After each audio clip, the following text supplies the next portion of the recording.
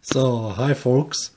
I was asked, especially in Germany, about my axle bearings, if they were strong enough for 2-inch gauge, 2-inch scale or 5-inch gauge railroad equipment. Again, those pieces are printed in white, strong and flexible by Shapeways of my own design. It's a nylon plastic. It's very strong and, of course, flexible. And this is a test to check how much load they will take. Okay, so here is the setup.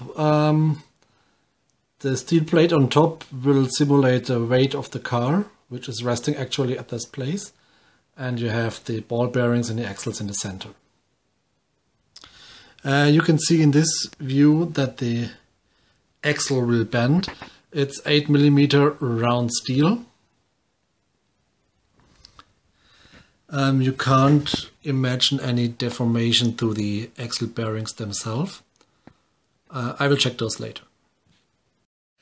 Hi folks, here I am again. Test is done. You see the axle shaft is well bent.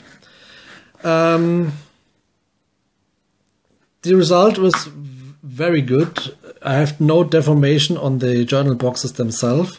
The only one is the second here on this side, because due to the bending axle shaft, the ball bearing was coming to an angle, and this widened up the seat of the ball bearing inside just a little bit. That's the big advantage of the strong and flexible stuff. It's flexible and finally strong.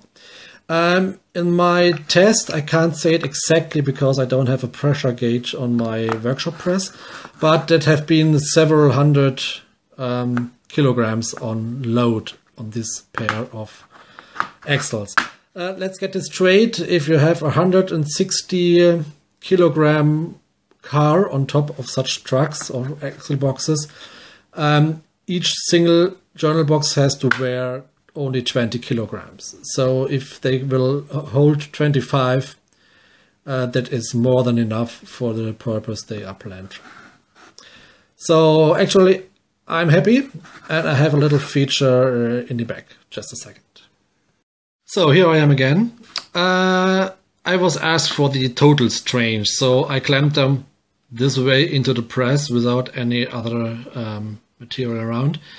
So they will compress down by 5 millimeters, 5 to 6 millimeters, and you can clearly see at the small sides, on the thin sides, the parts will bend and they will not spring back into the original position. Not yet. Maybe they will do in a couple of days. Again, to get the parts deformed such way, it took some 50 to 100 kilograms load.